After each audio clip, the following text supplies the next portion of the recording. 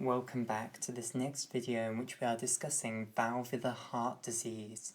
Okay, so we're in the process of discussing Marfan syndrome, which is a systemic connective tissue disorder.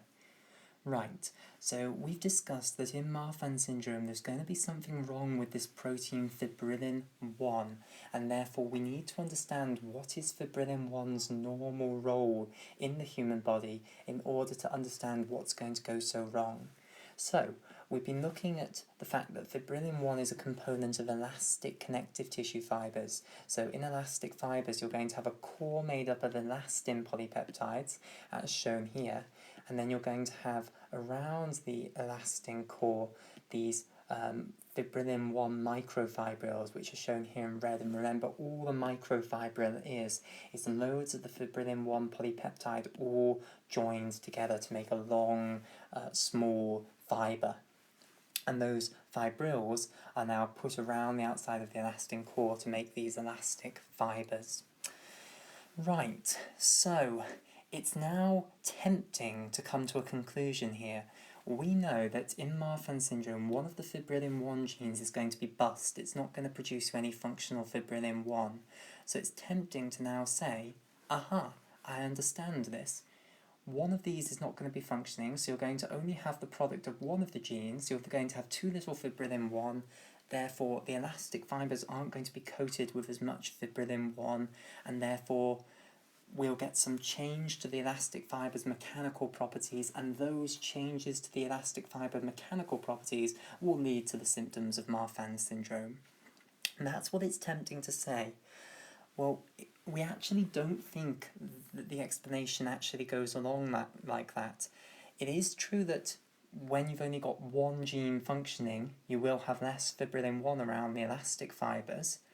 However, we don't think that it is because of changes to the mechanical properties of the elastic fibres that you get the symptoms of Marfan syndrome. Instead, we think that the lack of fibrillin 1 around the outside of the elastic fibres actually leads to changes in TGFbeta signalling, and that is what causes the symptoms of Marfan syndrome. So our discussion has to go on, I'm afraid. We have to now look at how fibrillin 1 is involved in TGFbeta signalling, and therefore how, when you've got deficiency of fibrillin 1, you're going to get strange TGFbeta signalling. So let me just go down here, and now we're going to do a discussion of TGFbeta signalling, and this is something that I promised again to do earlier on in the video, that we would discuss TGFbeta signalling in more detail, and indeed now we're going to do it. So we are going to look at TGFbeta, and the first thing that I just want to remind you is that TGFbeta stands for transforming growth factor beta. So I'll just write its full name out here. So it is transforming growth factor beta. Okay, so we need to discuss the signaling of transforming growth factor beta in more detail than we have ever before. Specifically, what I want to discuss is the fact that transforming growth factor beta is not actually released in the mature form that will signal to other cells, that will bind receptors on the surface of other cells and cause responses in those other cells, such as the conversion of fibroblasts, quiescent fibroblasts, into myofibroblasts. Instead, it's released in a latent form.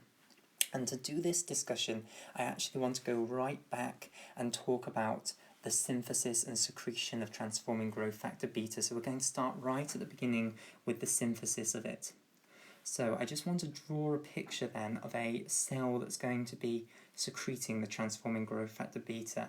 And what we're going to need is a picture of the endoplasmic reticulum in particular, because that's going to be involved here, and also other secretory organs such as the Golgi apparatus, and then of course secretory vesicles. So I'm going to start by drawing the rough endoplasmic reticulum. Now the endoplasmic reticulum, remember, it is continuous with the space in between the two nuclear membranes. So I'm going to start by drawing the inner membrane of the nucleus. Remember, every cell, its nucleus has a nuclear envelope, and this consists of two membranes, two phospholipid bilayers. So there's an inner one, which is the one I've just shown here, and then there's an outer one, like so, and then there's a space in between the two membranes, so the intermembrane space there.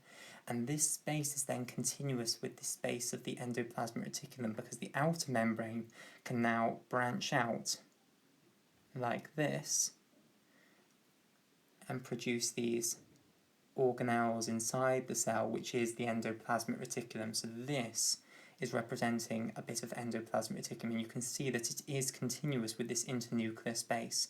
So it's the outer nuclear membrane that has ballooned out like this to create us a bit of endoplasmic reticulum here. So this is representing endoplasmic reticulum. Okay, and this is the nucleus here. Now, we're not going to be concerned about the nucleus. We're not going to go that far back into this story. We're not going to discuss, transcription and then translation. We're just going to start with the initial polypeptides. So, let's begin this story.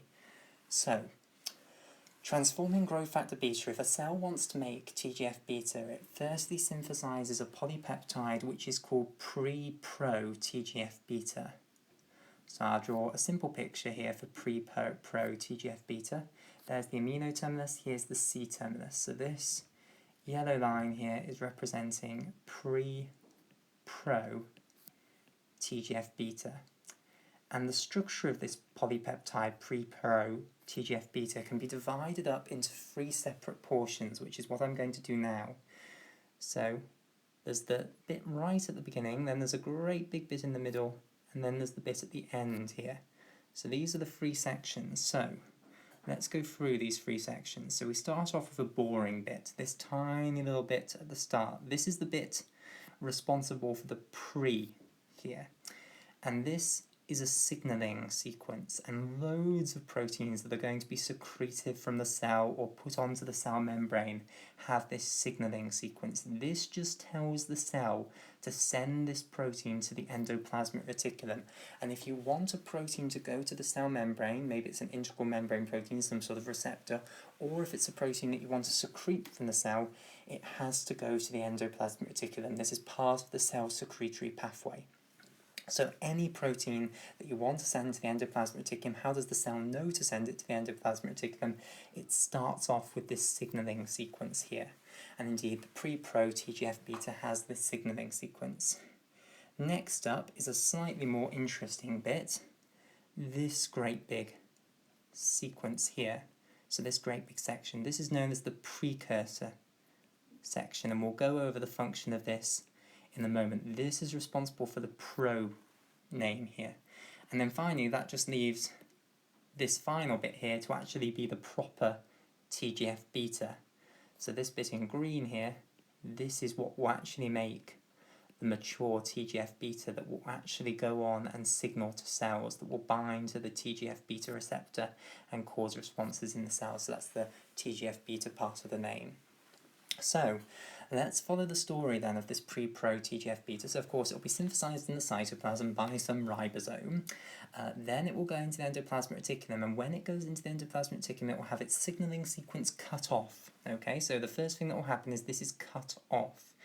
And of course that's because it's done its job. Once it's in the endoplasmic reticulum, it no longer needs the signaling sequence. So the first thing it does is go into the signaling sequence, and then it goes into the endoplasmic reticulum, and it loses its signaling sequence. And once it has lost its signaling sequence, it is then called pro TGF-beta. No longer pre-pro TGF-beta, just pro TGF-beta, because of course it no longer has its signaling sequence. So it now just has the precursor bit, which is responsible for the pro, and then the mature bit, which is responsible for the TGF-beta. Now, in the endoplasmic reticulum, the pro TGF-beta, which is just this bit here, is going to be cut into 2, making the precursor bit and the mature TGF-beta separate. And then what happens is they bind back together in a non-covalent way, so they're not going to reform this peptide link between them. They're going to bind together in a different way. And indeed, one of these dimers of a precursor portion with a mature TGF-beta will then dimerize with another one, so you'll get a dimer of dimers formed. So let me show this. So, I won't try and draw this in the endoplasmic reticulum, I'll just put this here. But this will be happening in the endoplasmic reticulum. So here is a mature TGF-beta. So I'm keeping the same colour coding. And now we have this precursor bit, which is going to get a new name. It's now going to be called the latency-associated polypeptide, here in red. So this now has this new name, and for short, it's abbreviated down to the LAP. I'll just get myself some more space. So this stands for latency-associated peptide. So LAP for short.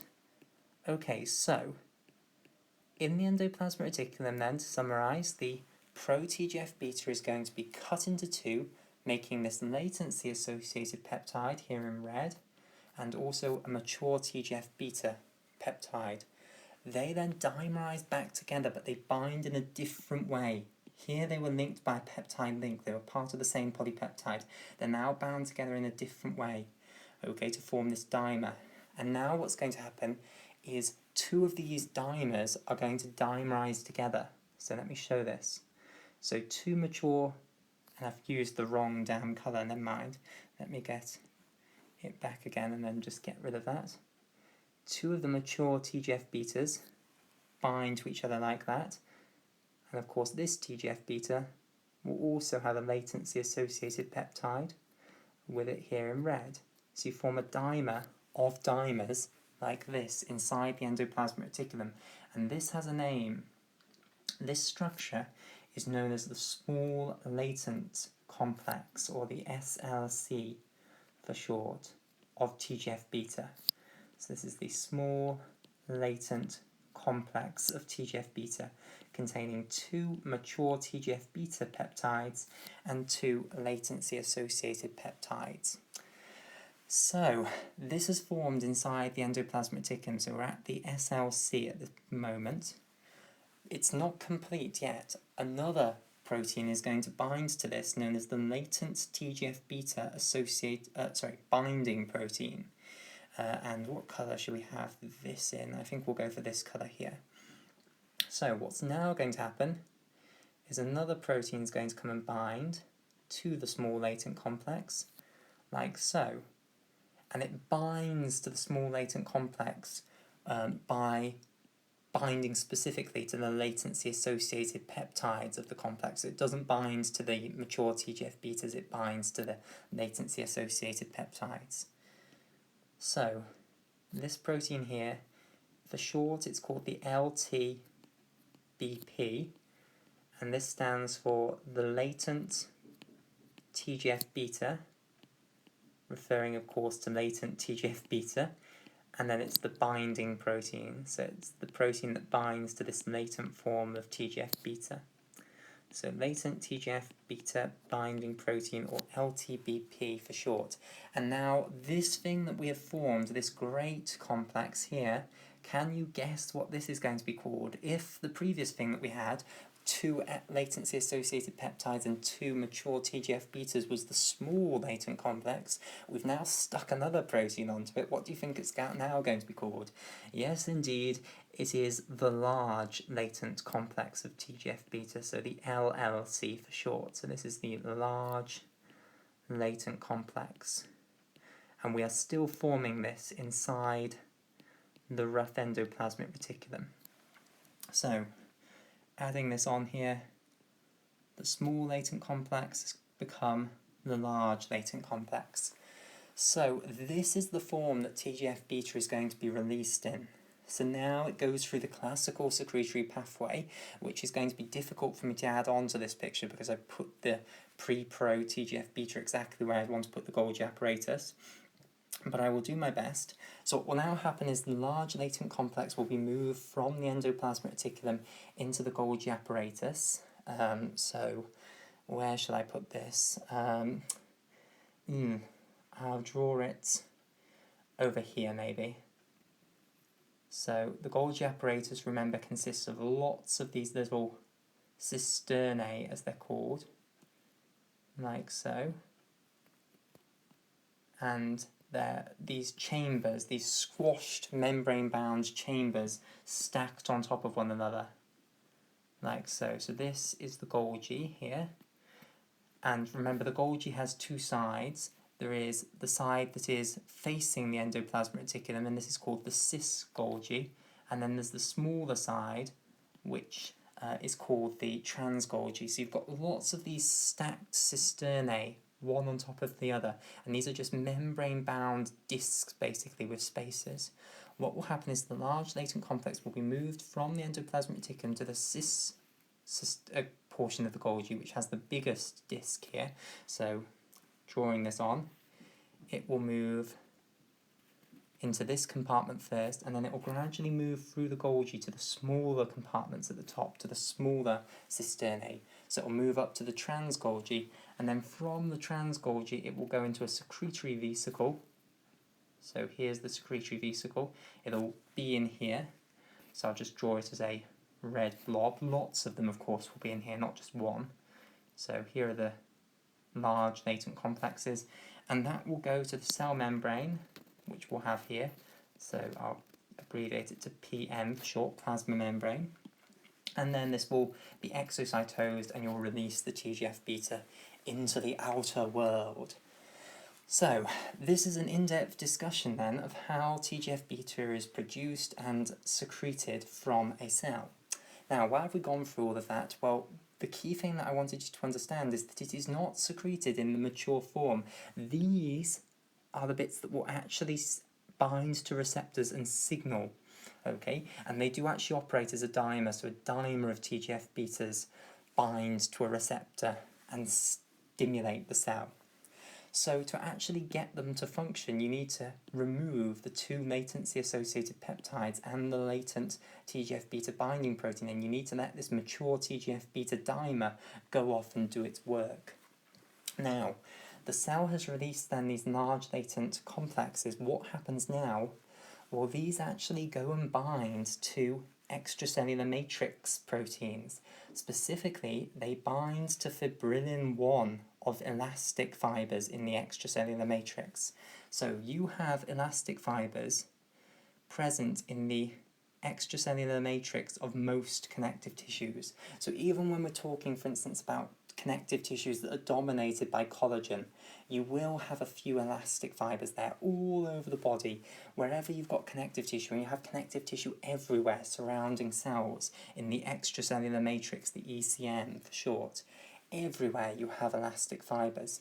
And this large latent complexes of TGF-beta, they will bind to fibrillin 1. So they come and bind to the fibrillin 1 proteins of the elastic fibers. And then, in a process that I don't think is fully understood yet, they're gradually released from the latent complexes once they've bound to the fibrillin 1. So they're what gradually happens is the large latent complexes are broken down, and they release the transforming growth factor beta mature dimers here, and then they can go on and signal to cells. So, for instance, activate fibroblasts to convert into myofibroblasts. Now, what's the significance of this? You might have thought, well, it's an interesting synthesis process, but what's the significance of the fact that the TGF-beta is secreted in this latent form that cannot signal? Okay, this cannot signal. The dimer here can signal once it's been released from this large latent complex. What's the point of releasing it in this latent form and then letting the latent form bind to elastic fibers via fibrillin 1, then be gradually released? What's the point? Well, there's 2 points. Firstly, this means that TGF-beta signaling can be long-term. It can go on for a long time. It's not an acute form of signaling. So I'll put long-term signaling. And the reason is that if a cell releases some TGF-beta in this large latent complex form, which it always will, it's going to take quite a while for that to actually all be released. It all binds to the elastic fibers, and then over a long period of time it will gradually be released, and it will affect the cells there. So the signaling goes on for a long time. It's a long-term form of signaling, so it will have an effect for a long time. The other important thing is that it means that the signaling is very, very local. Because think about this, if a cell releases some TGF-beta in this large latent complex form, it's all going to bind to the elastic fibres in that little local area, and that means it's not going to diffuse off to a larger area. So other signalling molecules, they might affect a large area like this because they don't bind to anything and they just diffuse out from the area where they were released, and they affect cells in this large area, whereas TGF-beta signalling, it's just going to affect a small area for a long time because they're all going to bind in that local area, not spread out that far, and then over a long period of time they'll gradually be released in that local area. So this way of doing things means that TGF-beta is very local and it's a long-term signal rather than being a signal that's very quick and which affects a large area of connective tissue. Okay, so that's another function then of fibrillin-1, that it is really important for controlling the nature of TGF-beta signalling. And you can imagine if there is less fibrillin-1, then this is going to break. You know, you're not going to get the large latent complexes binding as much to fibrillin-1. They will spread out to larger areas and it will disrupt the TGF-beta signalling all over the body, and this is a really important signalling molecule, TGF-beta. So the idea is that this is actually what gives rise to most of the symptoms of Marfan syndrome, that TGF-beta signalling is broken, is not working the way it should in all your different tissues around your body because you haven't got enough fibrillin-1. So now let me go back and discuss the genetics and make it absolutely clear. So you have two chromosome 15s, one from your mother and one from your father. Both of them will have a fibrillin-1 gene, an FBN1 gene on them, and in most people, both of these genes work fantastically and they're producing fibrillin-1. Both of them produce fibrillin-1, so it's not like you just use one of them, you use both of them to produce fibrillin-1. In Marfan syndrome, what happens is that one of your genes, you have a version of it, one of these fibrillin-1 genes, you have a copy there that no longer functions. It's a bad gene, basically, and the fibrillin-1, maybe you don't produce it at all, or if you do produce it, it is useless, basically. There's something wrong with that gene, and it means that it's not capable of producing functional fibrillin-1. This means that Marfan syndrome is an autosomal dominant genetic disorder. So autosomal just refers to the fact that the gene that governs it is on the autosomes, so it's not on one of the sex chromosomes, and chromosome 15 is not a sex chromosome, so it is an autosome. And it's dominant because you only need one dysfunctional gene. And this means that if you have one parent who has Marfan syndrome, they can pass that on to their child even if their partner doesn't have Marfan syndrome, because you only need one copy of the dysfunctional gene. So let's say your father has Marfan syndrome and has one dysfunctional copy of fibrillin-1 gene and one healthy copy, and your mother doesn't have Marfan syndrome, she therefore has two healthy copies, then you have a half chance, if you're the child, of having Marfan syndrome, because there's 50-50 chance that your father will pass you on the dysfunctional fibrillin-1 gene versus the 50% chance that he won't. So therefore it displays a dominant pattern of inheritance where half of the person with Marfan syndrome's children will generally have Marfan syndrome. Okay, so that's an autosomal dominant disorder. So have we completed the story then? So when you get when you have the dysfunctional fibrillin-1 gene, you then don't produce enough fibrillin-1. There's one fancy word that I'd like to give to finish this story here, which is the word haploinsufficiency. So the reason this disorder is autosomal dominant is because you have haploinsufficiency for fibrillin-1. Just having one healthy copy of the fibrillin-1 gene is not enough, and this we refer to as haploinsufficiency. So haplo refers to just having one copy of the gene. Insufficiency means it's not good enough. Okay, you have to have two copies of the healthy gene to produce enough fibrillin-1 for you not to get the disorder. Just having one is insufficient and you will get the disorder, and because fibrillin 1 suffers from being haploinsufficient. This is the reason that Marfan syndrome is autosomal dominant.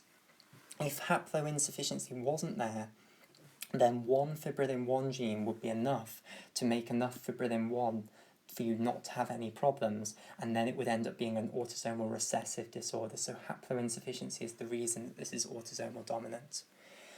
So, disrupted TGF-beta signaling all over the body is going to occur, and it's going to occur in development as well. And TGF-beta is a really important signaling molecule. So this is believed to then be what causes all the symptoms of Marfan syndrome. And just to complete the discussion, let me name some of the symptoms of Marfan syndrome. And I'm not going to go through a complete list. I'm also not going to be able to give you an explanation as to why they actually occur, a rigorous explanation of why they actually occur, because we don't know. All I can say is that TGF-beta signaling is disturbed, and we think that this is responsible for causing these things. So people with Marfan syndrome, they're generally extremely tall, and they have long arms and legs, disproportionately long arms and legs. Even to their huge height, they have extremely long arms. So long arms and legs.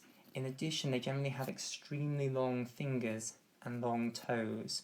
So long fingers and toes. Again, disproportionately long fingers and toes. Right, so those are some of the major symptoms of Marfan syndrome. That's some of the things that you can be looking out for to try and identify whether someone has Marfan syndrome. Other symptoms, they generally have a high arched palate. So the bony palate has an arch in it and goes up much higher than it would in someone without Marfan syndrome. So high arched palate. And another classic symptom is sternal abnormalities. So either the sternum can, which of course is the breastbone, can either point outwards, which is known as pectus carinatum, which is also called pigeon chest. So pectus carinatum, which is called pigeon chest, and that's where the sternum protrudes outwards. So if I just draw the sternum here, so this box can represent the sternum, and of course you'd have the ribs coming off with their costal cartilages off either side. Now, normally the sternum is flat. In pectus carinatum, you've got sort of like a pointy sternum coming outwards, and this gives you a point on your chest outwards, which is thought to resemble a pigeon, and therefore is called pigeon chest. But you shouldn't refer to it as that, it's not very politically correct. Pectus carinatum is the correct name for it. Then another sternal abnormality that can occur in Marfan syndrome is pectus excavatum, and this is the exact opposite. This is where the sternum goes backwards and you get like a cavity present. So just drawing this out. So here's the sternum again, and now you're going to have a cavity backwards. You've got a little hole that you could put your fist in. Now, it's not a hole in the sternum, you will have bone at the back there, but instead of just being flat, it's got effectively a little cave that you could go into if you were a little man. And this is also called funnel chest. So pectus excavatum, or funnel chest. Right, so those are sternal abnormalities that can occur in Marfan syndrome. And then, of course, the biggie that we were interested in the first place, which was myxomatous degeneration. So it's not a given that you'll get this if you've got Marfan syndrome, but it's one of the things that is associated with Marfan syndrome, that you can get myxomatous degeneration occurring, and not just in the mitral valve, but in multiple heart valves. Okay, so that completes our discussion of myxomatous degeneration and also this systemic connective tissue disorder, Marfan syndrome. In the next video, we will go on to discuss Libman-Sacks endocarditis, which is associated with systemic lupus erythematosus.